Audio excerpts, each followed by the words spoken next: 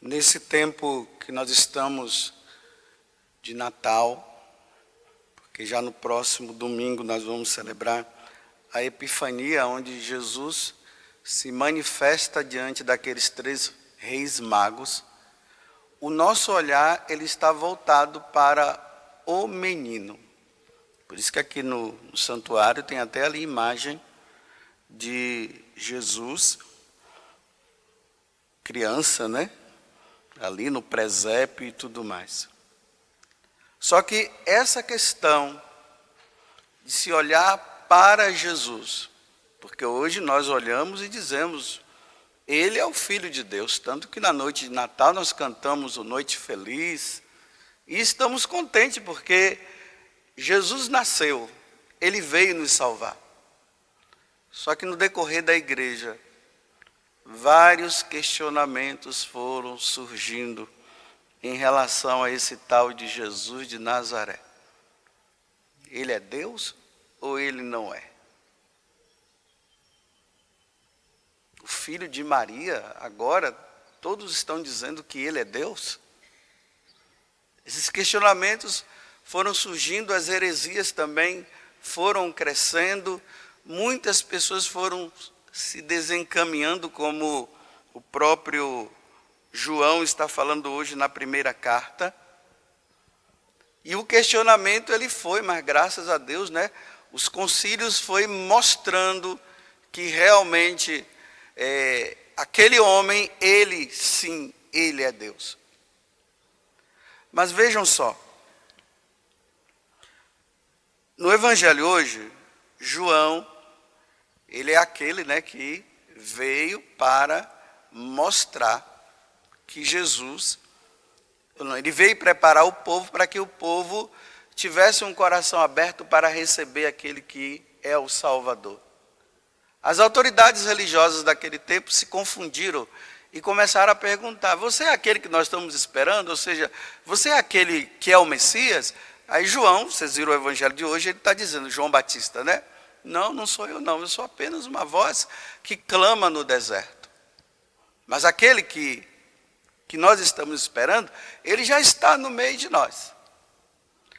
Aí na primeira carta de São João, que é a primeira leitura, aqui já é João evangelista, o apóstolo, ele se depara com uma situação de pessoas que se declaravam anticristo. Esses dias na missa eu falei, hoje eu não vou entrar tanto nos detalhes. Mas quem é o anticristo? Já está dizendo. É aquele que se opõe ao Cristo. É aquele que se opõe a Jesus Cristo. Então o anticristo vai sempre querer provar que Jesus não é Deus coisa nenhuma. Aí João, ele está dizendo assim, olha, cuidado para que vocês não sejam desencaminhados. Aquele que vive dizendo por aí que Jesus não é o Cristo, não é o Salvador, ele é um mentiroso. Tomem cuidado. Aí ele diz assim, que foi a leitura que está nessa primeira carta de São João, capítulo 2, do versículo 22 até o 28. Ele diz assim, permaneça no que você aprendeu. Permaneçam. Cuidado com aqueles que estão desencaminhando. Eu vou dar um exemplo para que vocês possam entender melhor. Eu sempre tenho falado aqui que muitos jovens, ou até já adultos, entraram nas faculdades. Foram estudar. Eram pessoas assim que participavam da igreja. Eram pessoas que tinham amor à Eucaristia de uma forma grandiosa. Eram pessoas que tinham desejo pelo céu. Lutavam contra o pecado e queriam ser santas. Entraram na faculdade. Aí vem as mães agora, chorosas, sofridas, pais também, porque agora os filhos já não acreditam mais em Deus, não acreditam na divindade de Jesus Cristo. Falo que isso é conto de carochinha. Então, nas faculdades há uma doutrinação, aonde o tema principal é provar que Deus não existe. E é uma lógica, eu vou usar a expressão bem forte, é uma lógica demoníaca, que eles conseguem fazer a cabeça das pessoas, e as pessoas conseguem acreditar. Por exemplo, há aqueles que dizem assim, né, que Jesus não existiu. E aqui são os anticristos, né? Jesus não existiu coisa nenhuma. Bem, lá no Evangelho de São Lucas, tanto no capítulo 2, como no capítulo 3, Lucas, que além de ser médico, ele era um historiador, ele situa Jesus no tempo. Quando Jesus nasce, ele diz assim, olha, no ano do imperador César Augusto. Bem, César Augusto existiu ou não na história? É só estudar a história que você vai ver que César Augusto existiu. Aí ele fez um decreto proclamando um recenseamento. E José, junto com Maria, que Maria estava nos seus últimos dias, ali no período da gravidez, ela foi para Belém e lá Jesus nasceu. Então, historicamente, no ano do imperador César Augusto, Jesus nasceu. Hoje nós vimos João Batista anunciando, né, que está no Evangelho, proclamando, e o pessoal ali na dúvida, você é o Cristo ou não é?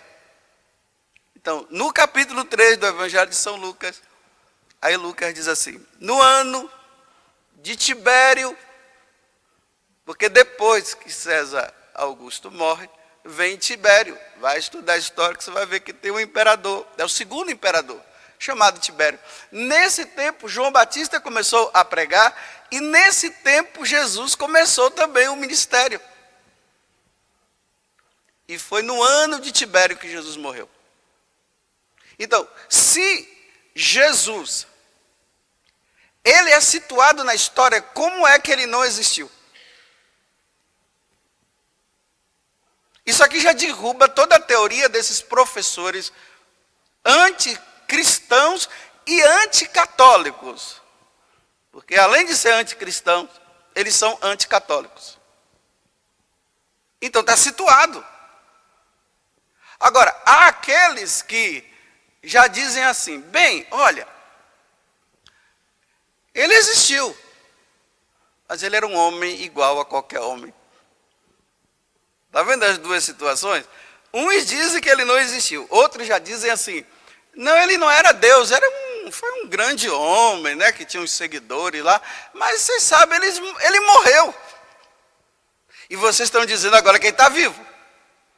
Bem, aonde é que nós nos baseamos que Jesus realmente é Deus, ressuscitou, está diante do Pai agora, e está nos aguardando para que nós levemos uma vida santa, para um dia nós estarmos com Ele?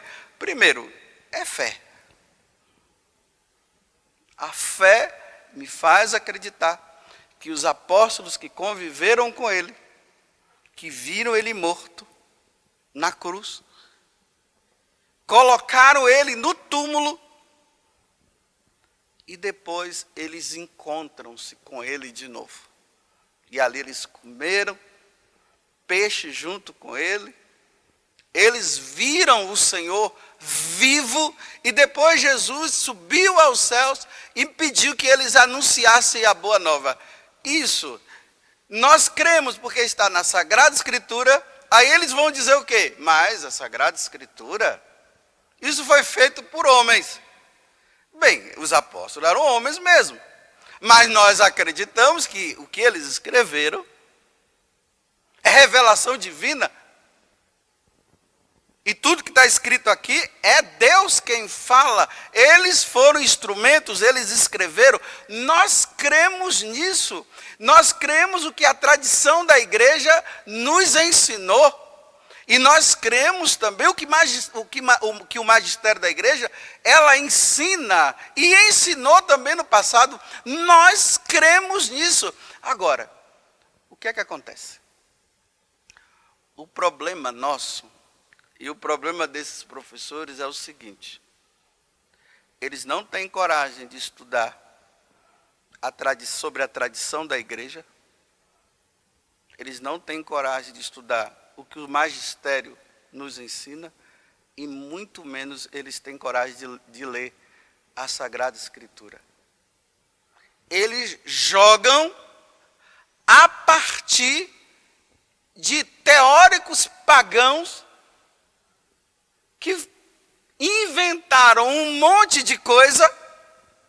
E aí nós, porque nós somos assim, nós dissemos que nós somos católicos, mas nós não lemos a Sagrada Escritura, a gente fica esperando que os padres falem.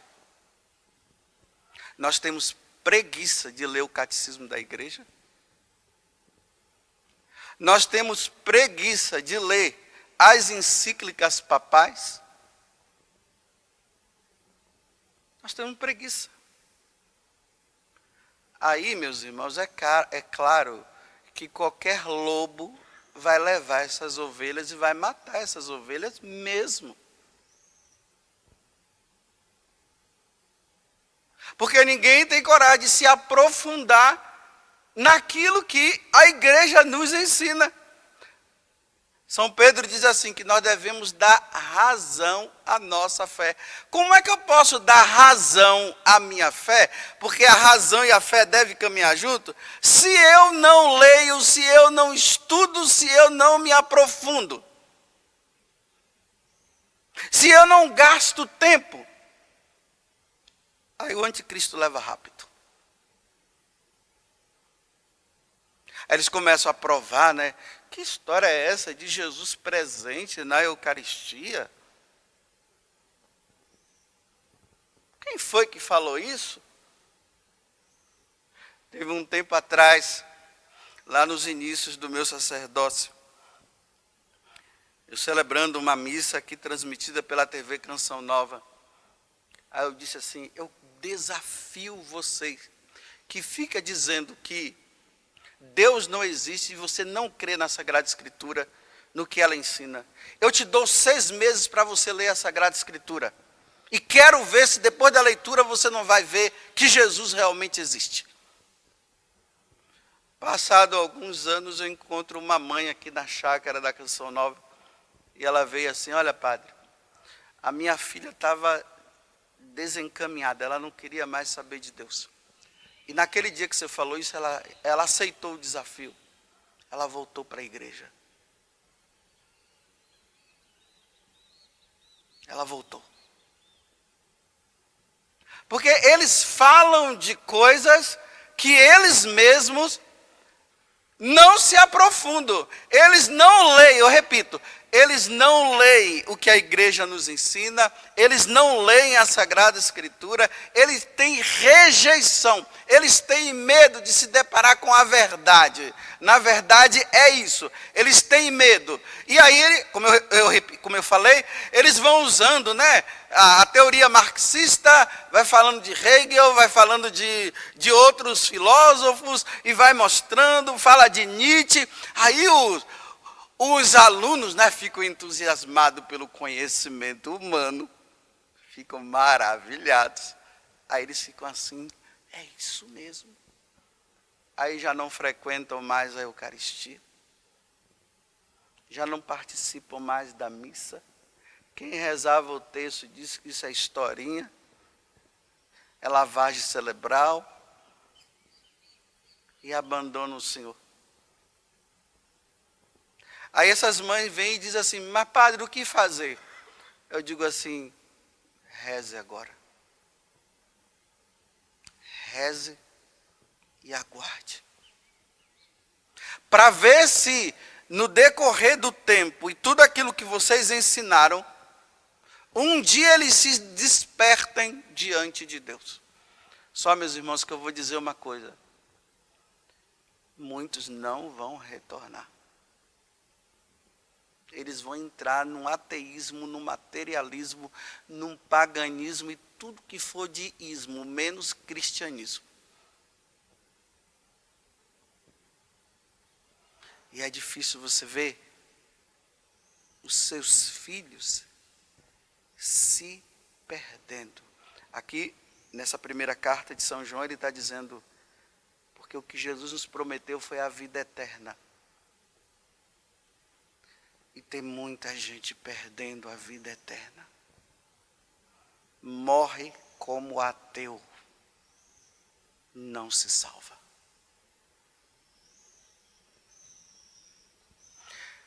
Esperemos, né? Há uma esperança brotando no ar, no Brasil, diante desse novo governo. Eu não estou falando aqui, não quero falar de política, mas há uma esperança no ar. Então a gente vai vendo ali já a partir daquele que está à frente, junto com os ministros, nós vamos ficando até felizes, né? Um ministro desse, ministro daquele, esse daqui é formado em Tomás de Aquino, aquele dali é cristão, aquele dali defende, vai contra o aborto, a gente vai brotando uma esperança no ar, de que a educação no Brasil, que está falida, ela vai voltar a ser aquilo que ela era. E a fé vai ser retomada no coração das pessoas. Eu espero em Deus que isso aconteça. Mas não vai ser de um dia para o outro não, viu? Porque a lavagem cerebral foi grande. Ela deveria ter sido imperfeita, mas foi perfeita a lavagem cerebral. Aí nós encontramos os professores sempre, em vez de ensinar o que deveria ensinar, Deus não existe. Deus não existe. Jesus Cristo não existe. Igreja Católica, isso é conversa fiada. Isso aí já vai desde lá dos primeiros anos de estudo até o final. Aí as pessoas se acham tão perfeitas no conhecimento que elas se tornam ignorantes no que diz respeito a Deus. E deixam Deus de lado. São os anticristos. Como São João diz, né? Eles estão aí no nosso meio. Estão na nossa casa, estão através da mídia, estão através dos livros, estão nas escolas, estão nas faculdades. Esses dias até eu falava, até os seminaristas, ali tem um seminarista, está hoje aqui ajudando. Até nas faculdades de filosofia e teologia, eles entraram também. Hoje, o seminarista entra numa faculdade, tanto de filosofia como de teologia, para se preparar para ser padre, e eles acabam se preparando para se tornar padres ateus.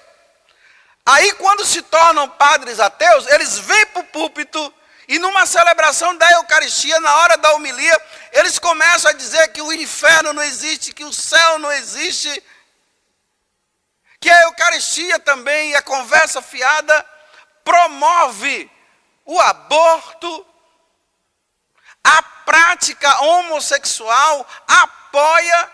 Aí você fica ali, mas é um padre que está dizendo? É um padre que foi preparado no ensinamento filosófico e teológico baseado em mostrar que Deus não existe.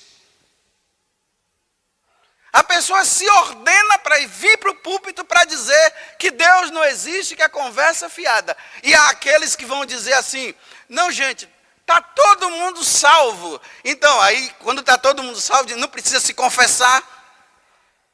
O padre se ordenou para quê? Para ganhar carro do ano, para ter sua casinha maravilhosa, para ganhar dinheiro do povo, encher seu bolso de dinheiro e não ensinar a verdade, desencaminhando as pessoas, que é o que São João está dizendo aqui. Por que eu estou falando isso? Porque foi assim que eu estudei. Eu estudei filosofia e teologia assim.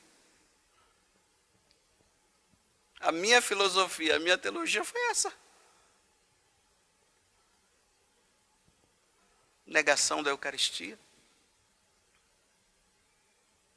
Que os padres são pessoas normais. Esqueceram que na ordenação, quando o seminarista é ordenado, ele recebe uma alma sacerdotal. E aqui está a diferença. Que os padres podem fazer isso e podem fazer aquilo. Eu ficava até com medo de dizer assim, meu Deus, me ordena logo. Porque com pouco dia, do jeito que as coisas estão indo, vai ter até a celebração da Eucaristia sem as vestes sacerdotais. Vai chegar lá no altar, talvez até colocando uma estola, talvez. Imagine o Papa de terno, dentro do Papa móvel. Dá para conceber uma coisa dessa?